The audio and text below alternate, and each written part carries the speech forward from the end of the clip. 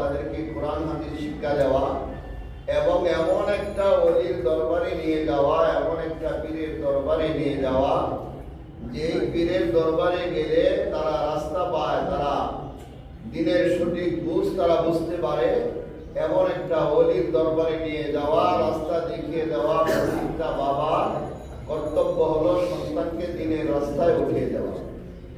আজকে আমরা দেখা যায় দুনিয়ার সবকিছু করায় সন্তানদেরকে দিয়া, কিন্তু নামাজের হুকুম দেই না।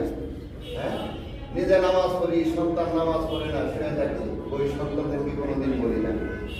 নিজে নামাজ পড়ি, স্ত্রী নামাজ পড়ে না, স্ত্রীকে নামাজ পড়তে বলি না। নিজে হাতখানি করি, কিন্তু আমার স্ত্রী পরিবার পরিজনকে হাতখানি হুকুম দেই না, তাদেরকে অধিকার কথা বলি না।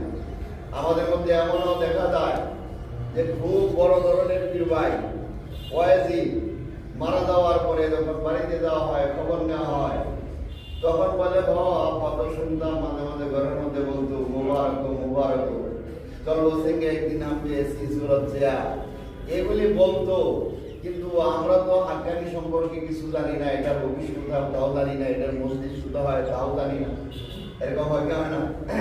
তাহলে আপনি নিজে হাক্কানি করলেন, ছেলেকে পরিচয় করাইলেন না, মেয়েকে পরিচয় করাইলেন না, স্ত্রীকে পরিচয় করাইলেন না, আর ছেলেটা বেনামাজি থেকে গেল। আপনি নামাজ পড়লেন 5 ওয়াক্ত, আপনি বয়ান করেন, আপনি নিজে নামাজ পড়েন এবং চিন্তা করেন যে আমার মুর্শিদের হুকুম হলো বিনা কাজায় 5 ওয়াক্ত নামাজ পড়া লাগবে, এই জন্য আপনি বিনা কাজায় 5 ওয়াক্ত নামাজ পড়েন, কিন্তু আপনার সন্তানকে কি বলেন না, নামাজের কথা বলেন না। তাহলে ওই সন্তানটা হাসরের ময়দানে কিন্তু আপনার বুকের মধ্যে পাড়া দিয়া জাহান্নামে যখন যাবে, তখন আমাদের অবস্থাটা কি হবে? আল্লাহ না করুক যদি এমন কোনো সন্তান হয়, বাবাকে আল্লাহর কাছে যদি মামলা দায়ের করে, আল্লাহ আমার বাবার কারণে আজকে আমি জাহান্নামে যাইতে হচ্ছে, আমার বাবা আমাকে দিন শিখায় নাই, আমার বাবা কোনো হাক্কানি সঠিক হাক্কানি কোনো পীরের কাছে নিয়ে যায় নাই, বাবা নিজে আমল করছে, বাবা এক জায়গায় বলেছিল কিন্তু আমাকে সন্তান দেখায় নাই।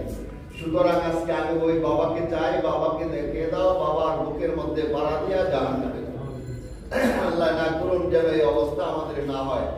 এই জন্য আমাদের সবাইকে কি করা লাগবে? আমাদের সন্তানদেরকেও দরবারমুখী করা লাগবে, আমাদের সন্তানদেরকেও দরবার পরিচয় করিয়ে দেওয়া লাগবে, মাঝে মাঝে হাইকোর্ট মজলিসে নিয়ে আসা লাগবে, মাঝে মাঝে সম্ভব হলে আপনি ইন্ডিয়া যান, আপনার সন্তানকে নিয়ে যাবেন, তাহলে লাভ কি হবে?